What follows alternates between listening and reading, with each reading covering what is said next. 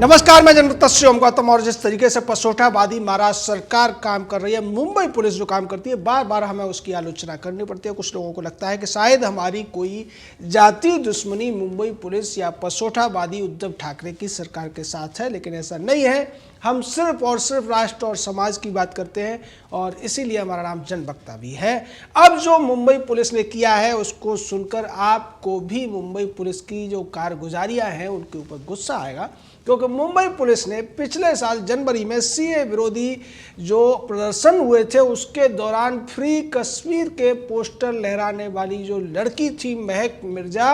उसको ये कहते हुए बरी कर दिया है। कोर्ट में जो उन्होंने चार्जशीट लगाई है उसमें कहा है कि महक मिर्जा का जो इंटेंशन था, उसका जो इरादा था वो गलत नहीं था। वो फ्री कश्मीर के नाम पर कश्मीर में इंटरनेट फ्री करने की बात कर रही थी, आवाजाही फ्री करने की बात कर रही थी और दूसरी सुविधाओं को फ्री करने की बात कर रही थी। उसका मकसद कहीं से भी कश्मीर को भारत से आज़ाद कराने की बात करना नहीं था। ये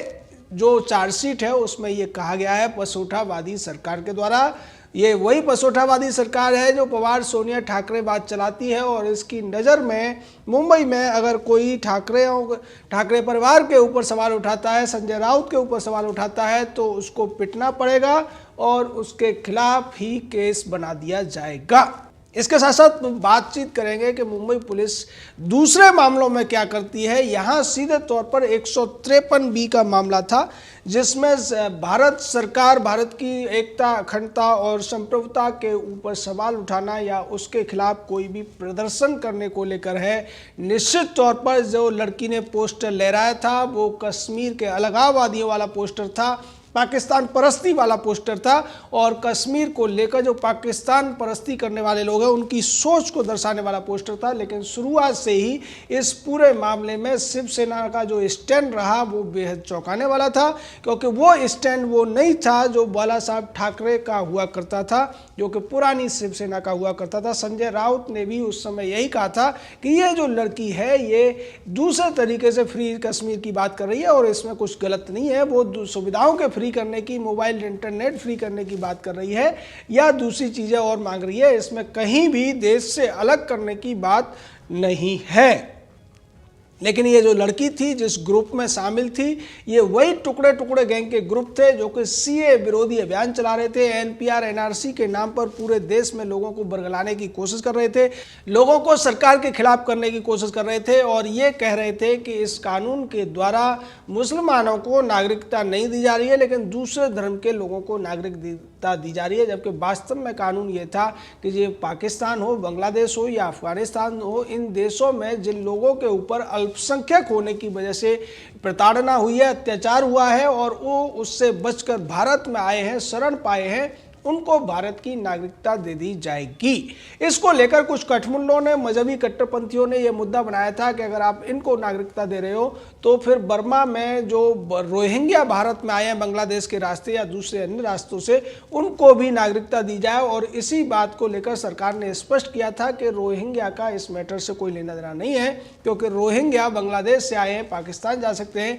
लेकिन यहाँ जो लोग आए हैं वो सिर्फ और सिर्फ ये सोच लेकर आए हैं चूंकि भारत भूमि उनकी ऐतिहासिक भूमि रही है और उसी में उनका समावेश होगा। वो उम्मीद लेकर आए हैं और सरकार उनकी उम्मीदों पर किसी भी तरीके से तुषारपात नहीं कर सकती है। मानवीयता की दृष्टि से भी और ऐतिहासिक दृष्टि से भी भारत हमेशा ही संस्कृतियों की शरण स्थली रहा है और उसी को पूरा करने के लिए सरकार ने सीए का कानून बनाया था। लेकिन टुकड़े टुकड़े गैंग ने इसको लेकर पूरे देश में हंगामा किया और उसी का नतीजा था कि 5 और 6 जनवरी 2020 को गेटवे ऑफ इंडिया पर यह प्रदर्शन हो रहा था। उसी प्रदर्शन के दौरान ये महक मिर्जा नाम की लड़की वहां पर फ्री कश्मीर का पोस्टर लहराती है और बाद में जब फोटोग्राफ्स पर लोगों की नजर जाती है तब इसके खिलाफ एफआईआर की जाती है। इसको लेकर देवेंद्र फडणवीस जो पूर्व मुख्यमंत्री, उन्होंने भी उस समय कहा था कि अब शिवसेना बदल गई है। शिवसेना की सोच में जो लोग देश से कश्मीर की आज़ादी की बात करते हैं, कश्मीर को देश से तोड़ने की बात करते हैं,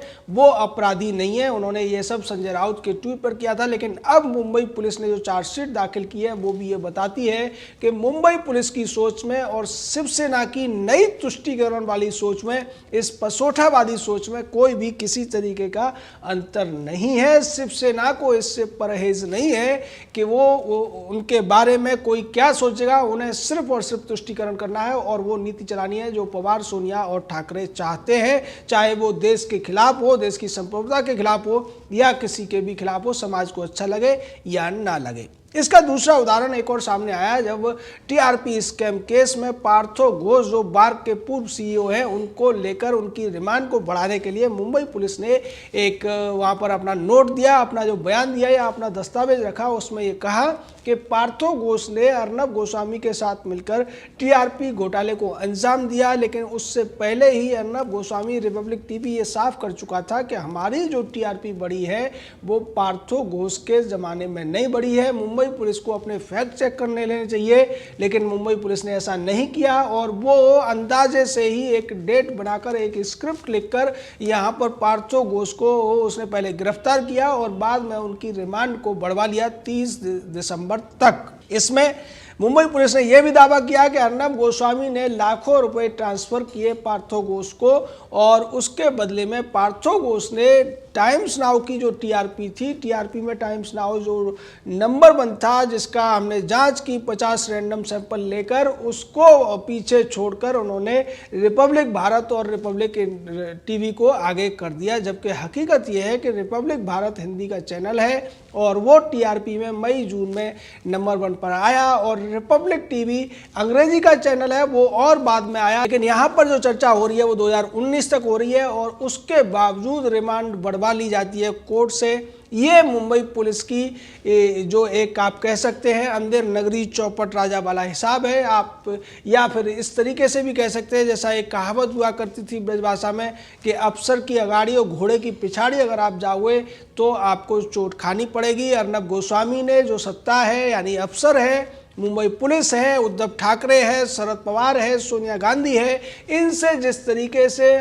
पंगा लिया है, जिनसे जिस तरीके से वो टकराए हैं, उसका खामियाजा अब उनको और उनसे जुड़े हुए लोगों को भुगतना पड़ रहा है। और इस सब के पीछे मुंबई पुलिस जो अपने आप को स्कॉटलैंड यार्ड जैसी विश्व स्तरीय पुलिस होने का दावा करती रही है, उद्धव ठाकरे भी कहते रहे हैं कि ये स्कॉटलैंड यार्ड जैसी इंटरनेशनल लेवल की बहुत ही प्रोफेशनल पुलिस है, उसका जो तरीका है ये इन 2 उदाहरणों पे आप समझ सकते हैं कि एक तरफ जिस मामले में जो व्यक्ति उस समय था ही नहीं जब टीआरपी बढ़ी और जब टीआरपी बढ़ी तब दूसरा व्यक्ति था, उसके बावजूद एक स्क्रिप्ट के आधार पर उस व्यक्ति को फंसाया जाता है, कहानी गढ़ी जाती है और झूठे दावे कर दिए जाते हैं। पुलिस का काम होता है या तो लॉ एंड ऑर्डर को मेंटेन करे या फिर इन्वेस्टिगेशन करे, क्योंकि भारत में इन्वेस्टिगेटिंग के लिए अलग से एजेंसी नहीं है। लेकिन यहाँ जो मुंबई पुलिस है वो इन्वेस्टिगेशन भी नहीं कर रही है, लॉ एंड ऑर्डर भी मेंटेन नहीं कर रही है, वो सिर्फ और सिर्फ डिसीजन दे रही है, वो डिसीजन मेकिंग कर रही है, वो जजमेंट दे रही है, जजमेंटल हो रही है। दोनों ही मामलों में जिस तरीके से मुंबई पुलिस जजमेंटल हुई है, यानी कि जहां उसको जांच करनी चाहिए थी महक मिर्जा के कश्मीर से जुड़े हुए तारों की, कश्मीर के अलगाववादियों से उसका क्या संबंध है, अंतर्राष्ट्रीय एजेंसियों से उसका क्या संबंध है, आईएसआई पीएफआई जैसे संगठनों से क्या संबंध है, उसकी जांच करने की बजाय वो जजमेंट दे देते हैं कि उसका इरादा गलत नहीं था और उसने कोई अपराध नहीं किया है जो आईपीसी के सेक्शन 153 के पैरामीटर में फिट बैठता हो। और उसके साथ साथ उन्होंने अन्य लोगों को भी इस पूरे मामले में रिहा करने की एक तरीके से गुजारिश की और इन सभी लोगों को 10-10 हज़ार के मुचलके पर रिहा भी कर दिया गया।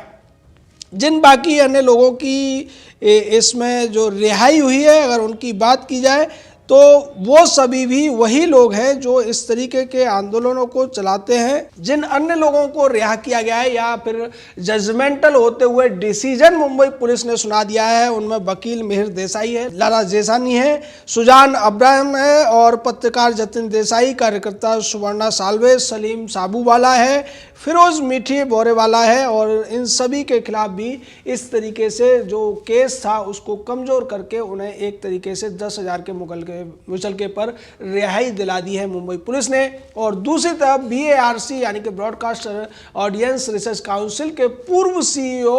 पार्थो घोष को निशाना बनाया जा रहा है। और इससे पहले टीआरपी स्कैम के नाम पर मुंबई पुलिस अब तक 13 लोगों को गिरफ्तार कर चुकी है, उन्हें निशाना बना चुकी है, उन्हें प्रताड़ित कर चुकी है और उसके अलावा 100 से ज़्यादा लोगों को पूछताछ के बहाने वो कई घंटों तक, कई सैकड़ों हजारों घंटों तक थाने में बिठाकर परेशान कर चुकी है, दबाव बना चुकी है। ये है मुंबई की वो पुलिस जिसे स्कॉटलैंड यार्ड जैसी अंतर्राष्ट्रीय लेवल की प्रोफेशनल पुलिस के साथ तुलना की जाती है और जिसका जो रिकॉर्ड बताता है, जिसके जो कारनामे बताते हैं कि ये जो पुलिस है वो देश के दूर दराज के गांवों में बैठे हुए जो पुलिस के अधिकारी होते हैं उनसे भी गिरी हुई है। ये जानबूझकर लोगों को फंसाती है और पसोठाबाद का सबसे बड़ा सोठा बनकर अब ये सामने आ रही है। जिस तरीके से हिटलर ने अपना नाजीवाद चलाया था, मुसोलिनी ने फांसीवाद चलाया था, उसी तरीके से ये जो पूरा का पूरा मामला है शरद, सोनिया और ठाकरे के इशारे पर